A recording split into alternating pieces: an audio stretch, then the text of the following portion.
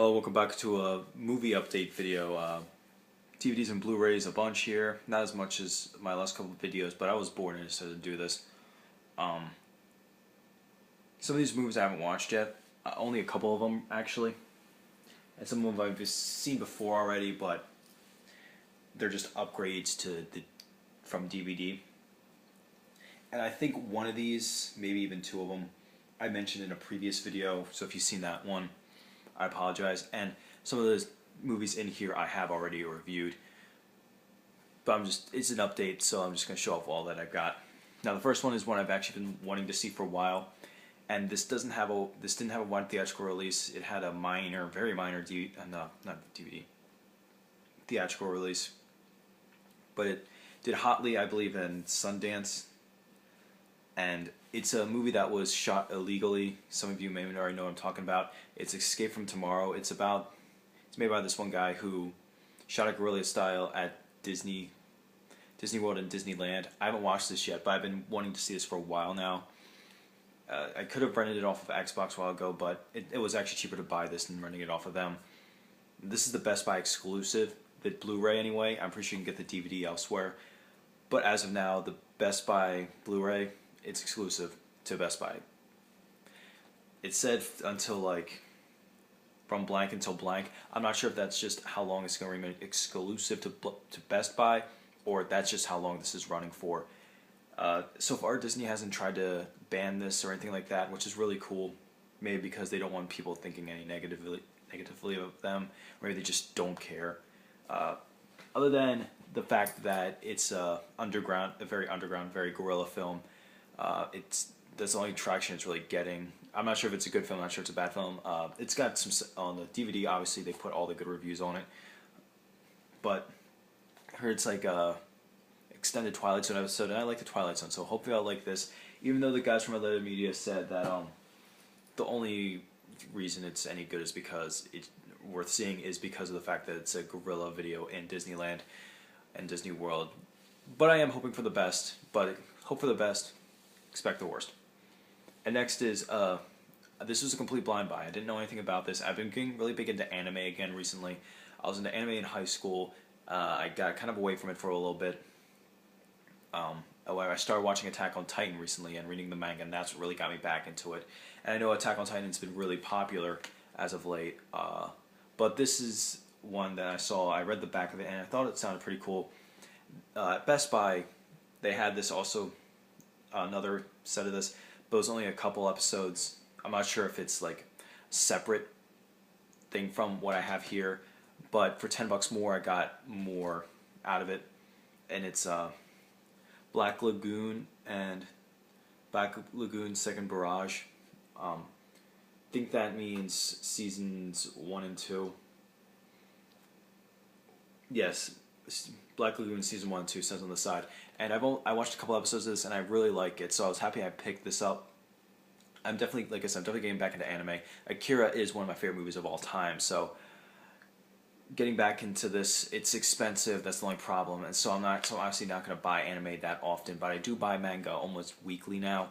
I'm trying to finish out Attack on Titan by the end of the summer, and I'm also getting into Black Butler, and thankfully have a subscription to Netflix, and Netflix has plenty of anime, so I've been watching Black Butler a lot, and that is funny. I think it's one of the funniest animes I've seen in a while, and I love Black Butler. And this is pretty funny too, but it's has action similar to John Woo movies, and John Woo is one of my all-time favorite directors, so I was happy to pick that up. And next, I already did a review for this, and everyone knows how I feel about this if you saw that review. It's Reptilian, yeah, worst movie ever made, but it is still entertaining. It's entertaining, really entertaining. The CGI is bad, the acting's terrible, it's hysterically bad, nothing about it is good. But that's what kept me interested the whole time. Worst movie ever made, yes, but still worth watching. It's that entertaining. And this is the one I think I might have mentioned before. It was Alice in Wonderland. It's a tie between this and Sword in the Stone as to which is my favorite Disney movie. It might be this, it might be Sword in the Stone. It's kind of like bouncing off and up and down with that because they're very un-Disney movies. There's not a lot of love interest in either of them, and this one's just very surreal. I know The Lion King, I like The Lion King a lot, that's also one of my favorite Disney movies of all time. I think that was actually the first movie I've actually seen in a theater, so many people might think that that'd be my favorite Disney movie, but since this, like, I'm very into avant-garde weird stuff, so that's why I like this a lot. And Sword in the Stone just brings a very big smile to my face, so that's also why that could be it. Next is a 4-pack, and I really only bought it for the one movie, and this is the cheapest way to get it. And surprisingly for a 4-pack, it's actually pretty good quality. It's movies for you, more sci-fi classics, and I bought it for Reptilicus because, you know, I'm a giant monster movie fan. And this is, I believe, the American version of it. Now, Reptilicus, many people don't know about Reptilicus in general, but this is I believe this is the American version of it, because the Danish version has never been made. I mean, never been released here in the U.S., but what they did was similar to the Dracula movie in 1932, where they had the American production and then the Spanish production. That was basically similar to what they did with Reptilicus, as far as I understand. So this is actually the American-made version of Reptilicus, and I liked it a lot. It's not that memorable, but it's still pretty entertaining. The Amazing Transparent Man I haven't watched yet, and neither the Neanderthal Man, but I have seen The Brain That Wouldn't Die, and I did think that was pretty cool. It was pretty interesting, but it wasn't fantastic. It was mainly because I still had memories of the MST3K episode of it. Now this is just a Blu-ray upgrade. It's just Hostel 1 and 2, and I like the Hostel movies. I know a lot of people give them a lot of flack, but I think they're entertaining enough, so I do like owning these. So that means I now have 2 movies that I have on DVD now that I can sell. Because once I now get them on Blu-ray, there's no point in me having the DVD. It's just now they're just taking up room, and I can make a little bit of money off of them. Next is Batman Forever. I know, just the DVD, but this was like $3, so I wasn't going to turn it down. Batman Forever, this is entertaining. Not the best Batman movie. It's definitely not the worst Batman movie I've ever seen. That one is actually coming up, but I still like this a lot. It's very solid. Val Kilmer apparently is the most accurate Batman portrayal, according to Bob Kane when this came out. And you can't deny Bob Kane, he's the creator of Batman. But even though my favorite Batman is still Kevin Conroy, because he's like kind of has the very good voice for Batman. Kevin Conroy, Michael Keaton. It's Michael Keaton. I was about to say Michael Caine, but he did Alfred. Those are my 2 favorite Batman. But Val Kilmer, he did a solid job.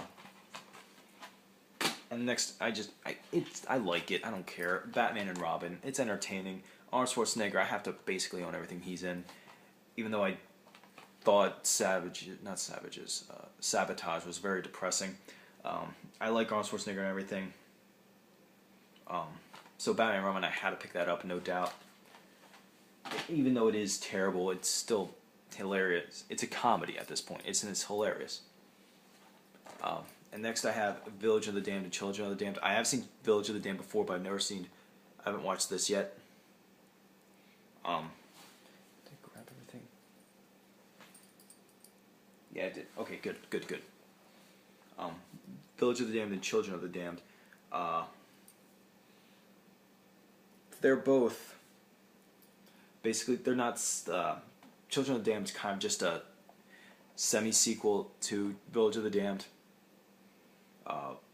Village of the Damned's, like, the kids are apparently more demonic, but in Children of the Damned, they're kind of like more angelic or something like that. I don't know, that's just something I read on the plot synopsis I read.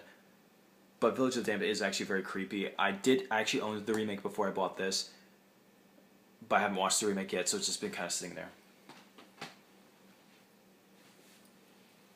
Now, next one is one that I've actually had to get because it was cut down in price, and it's the Mad Max tin, the trilogy. It's actually really cool. You open it up, you get this out, and I think this is a really cool set. Mad Max, The Road Warrior is considered one of the best action movies ever made. My friend Tyler, I think he was the one who said that the first Mad Max was kind of just forgettable. I haven't seen Beyond Thunderdome. I wish I could get beyond it. I can't even use that joke properly. But the first 2 I actually like a lot. I liked Mad Max more than Tyler. Like I said, I think it was him that said that more than he did. And The Road Warrior is, of course, fantastic. And this is another upgrade. It's Pirates of the Caribbean, Curse of the Black Pearl.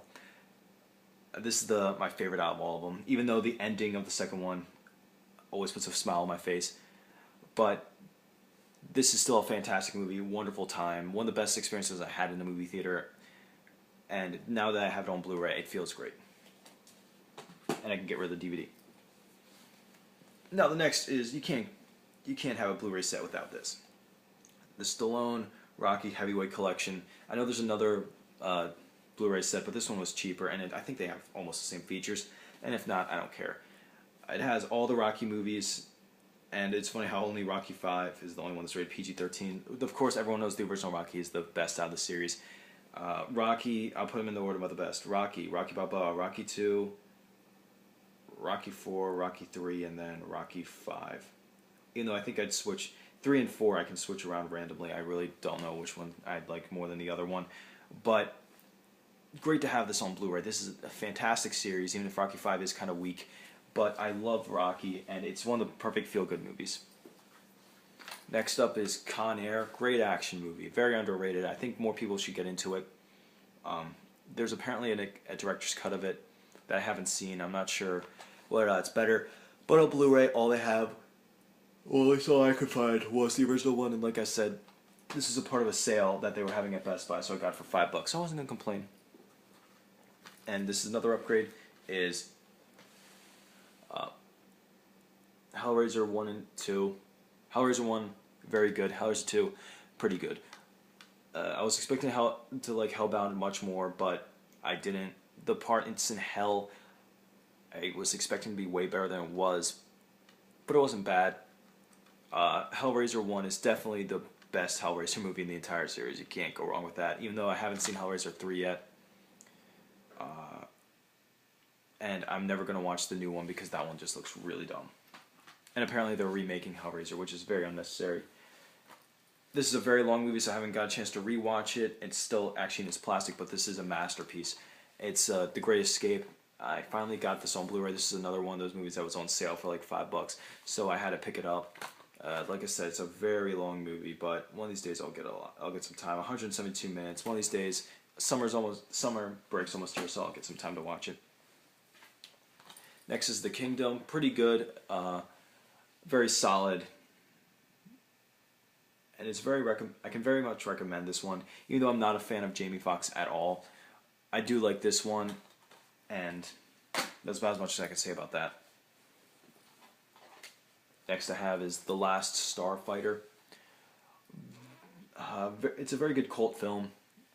One of the very good video game inspired movies. I just dropped it, but there's some times where it is kind of weird.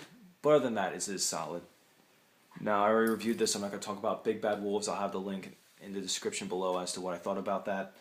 I thought it was a wonderful movie, and if you want to know more about it, check out the review. Next is Godzilla, the series, and this is a wonderful, wonderful movie. I called it a movie. Wonderful series, sorry. Very underrated because it is tied in with the American Godzilla, and that wasn't really that good of a Godzilla movie. It wasn't even a Godzilla movie, but this, I believe, redeemed the character of Zilla, and I think it's very underappreciated. It only lasted 40 episodes. There's actually 42 because there's 2 unaired episodes on here, unless that's included with the 40. But I do think this needed better recognition. Very underappreciated. It is a solid action series, and I do think more people should check it out. And last but not least, this is a movie I forgot I had, actually. This was actually sitting in my room for months, and I forgot I had it. This is one of those movies where you can find it at like a grocery store, and it's just kind of sitting there. It's Barbershop 2. I've seen this before, and it is really, really funny. And I wanted to watch it again, but I left it in my room. I forgot I had it, and it's just been sitting there, and I feel so bad about leaving it there. Great price too, only $4.99. I feel like I ripped that place off that I bought that from. Anyways, that's my DVD and Blu-ray update. I hope you all enjoyed it, and when I get more DVDs and Blu-rays worth showing, I'll put them up. Catch y'all later.